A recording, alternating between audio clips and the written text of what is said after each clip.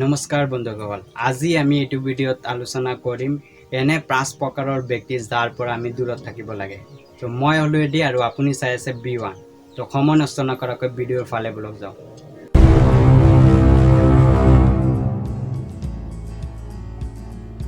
তো প্ৰথম প্ৰকাৰৰ ব্যক্তিসকল হ'ল গসিপ পিপল। এনে প্ৰকাৰৰ ব্যক্তিসকলে বেলেগ এজনৰ বেয়া কথাবিলাক আপোনাক ক'ব আৰু আপোনাৰ বেয়া কথাবিলাক বেলেগ এজনক কৈ থাকিব। তো এনেকুৱা প্ৰকাৰৰ যদি ব্যক্তি আপোনাৰ জীৱনত আছে, আপুনি সেইটো আঁতৰাই দিব। যেতিয়া আপোনাৰ লগত ভাল হৈ থাকিব সেই ব্যক্তিজন, তেতিয়া কি হ'ব, আপোনাৰ লগত বেলেগ এজনৰ বেয়া কথাবিলাক আপোনাৰ লগত শ্বেয়াৰ কৰি থাকিব।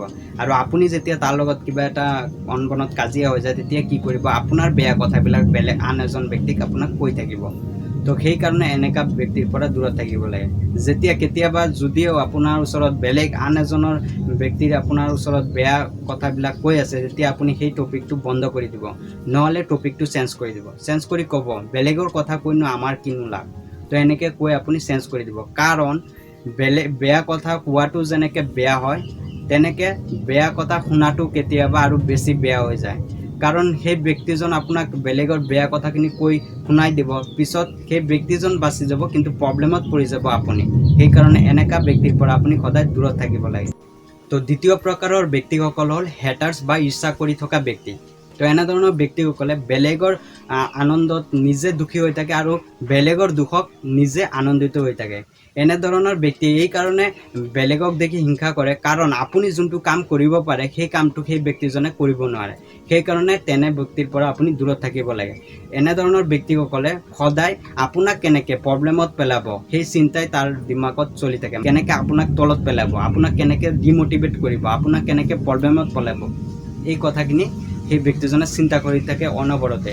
আৰু এনেধৰণৰ ব্যক্তিক আপুনি জানিবৰ কাৰণে কি কৰিব, আপুনি যেতিয়া ফ্ৰেণ্ডছৰ লগত বা এনেধৰণৰ ব্যক্তিৰ লগত কথা পাতি আছে, আপোনাৰ জীৱনৰ ছাকচেছৰ কথাখিনি যেতিয়া আপুনি শ্বেয়াৰ কৰিব, তেতিয়া কি কৰিব, আপোনাৰ সেই ছাকচেছৰ কথাখিনি টপিকটো চেঞ্জ কৰি নিজৰ কিবা ক'ব ষ্টাৰ্ট কৰিব। নহ'লে ক'ব যে ময়ো তেনেকৈ কৰিছোঁ আৰু তেনেকুৱা হোৱা নাই, ভাল ফল পোৱা নাই, তেনেকৈ আপোনাক ডিমোটিভেটেড কৰি দিব। তো ডিমোটিভেটেড কৰি আপোনাক প্ৰব্লেমত পেলাই দিব আৰু আপোনাক চিন্তাত পেলাই দিব। এনেধৰণৰ ব্যক্তি যদি আপোনাৰ জীৱনত আছে, তেনেহ'লে এনেধৰণৰ ব্যক্তিৰ পৰা আপুনি দূৰত থকাই ভাল। 3 নম্বৰ প্ৰকাৰৰ ব্যক্তিসকল হ'ল ন' ইট অলছ। মানে এনেধৰণৰ ব্যক্তিসকলে পৃথিৱীত যিমান জ্ঞান আছে নিজৰ ভিতৰত আছে বুলি ভাবি লয়। আৰু এনেধৰণৰ ব্যক্তিসকলে বেলেগক ভুল দেখুৱাই বহুত আনন্দিত হয়। এনেধৰণৰ ব্যক্তিসকলে নিজৰ মগজুত কেতিয়াও ভুল নহয়েই। উদাহৰণস্বৰূপে আপুনি যদি কিবা এটা কাহিনী কৈছে বা কিবা এটা ফিল্মৰ কাহিনী আপুনি তাৰ ক্লাইমেক্সটো আপুনি তাৰ আগত আগবঢ়াইছে, তেতিয়া আপুনি যোনটো ক্লাইমেক্স, আপুনি যোনটো কাহিনী তাৰ আগত আগবঢ়াইছে, সেই কাহিনীটো তাৰ আগত মানে ভুল হ'ব। আৰু সেই ব্যক্তিজনে যোনটো কাহিনী ক'ব, সেই কাহিনীটো মানে সঠিক হ'ব আৰু সেই কাহিনীটো শুদ্ধ হ'ব বুলি ধাৰণা দিব আৰু আপোনাক ভুল দেখুৱাব। তো এনেধৰণৰ ব্যক্তিসকলে নিজকেই মানে সকলো জ্ঞানী বুলি ভাবি লয় আৰু ই ৰিয়েলিটিত কেতিয়াও নাযায়।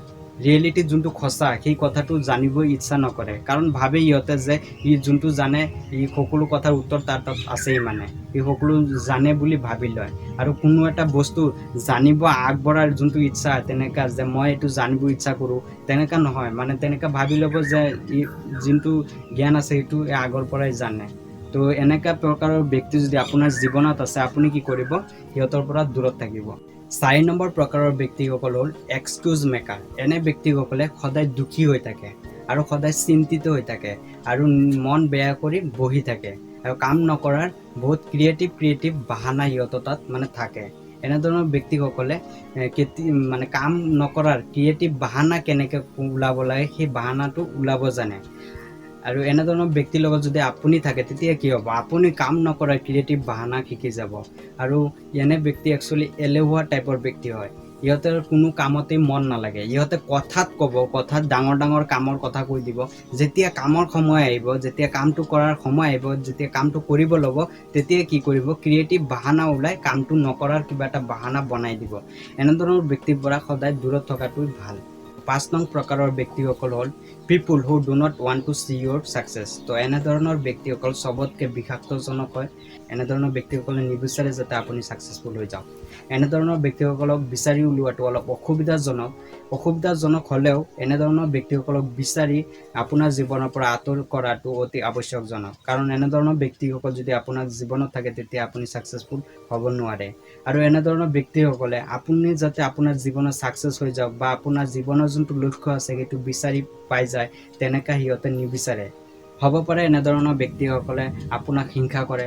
তো এনেধৰণৰ ব্যক্তিসকলক চিনাক্তকৰণ কৰাৰ বাবে এনেধৰণৰ ব্যক্তিসকলৰ আচৰণত ধ্যান কৰিব। আপুনি চাব সিহঁতে সৰু সৰু কথাত আপোনাৰ মনত বেয়া লগা কিবা কথা কৈ দিয়ে নেকি, আপোনাৰ মনত বেয়া লগা কমেণ্ট কৰে নেকি। যদি আপুনি কিবা কথা কৈ আছে আপোনাৰ পিঠ পিছফালে আপোনাৰ বদনাম কৰিছে নেকি। তো এনেকুৱা ধৰণৰ কথা যদি আপুনি শুনে বা আপোনাৰ জীৱনত এনেধৰণৰ মানুহে যদি বেয়াকৈ প্ৰভাৱ পেলায় তেতিয়াহ'লে আঁতৰত থকাটোই ভাল। যদি আপোনাৰ মনত লাগে যে কিছুমান ব্যক্তি আছে যিসকল ব্যক্তি আপোনাৰ জীৱনত বেয়া প্ৰভাৱ পেলাই আছে তেতিয়াহ'লে সিহঁতৰ আচৰণত আপুনি ভালকৈ ধ্যান দিব। ধ্যান দিয়াৰ পিছত চাব যে আপোনাক বেয়া প্ৰভাৱ পেলাইছে নেকি। যদি আপোনাৰ বেয়া প্ৰভাৱ পেলাইছে তেতিয়াহ'লে আপুনি এনেকুৱা ধৰণৰ ব্যক্তিৰ পৰা আপুনি দূৰত থাকিব। তো এনে 5 প্ৰকাৰৰ ব্যক্তিৰ পৰা আপুনি সদায় দূৰত থাকিব আৰু এভইড কৰিব।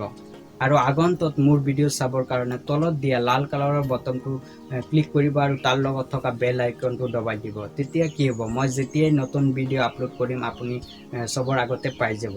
যদি ভিডিঅ'টো ভাল লাগিছে লাইক কৰিব, শ্বেয়াৰ কৰিব আৰু কমেণ্ট বক্সত জনাব।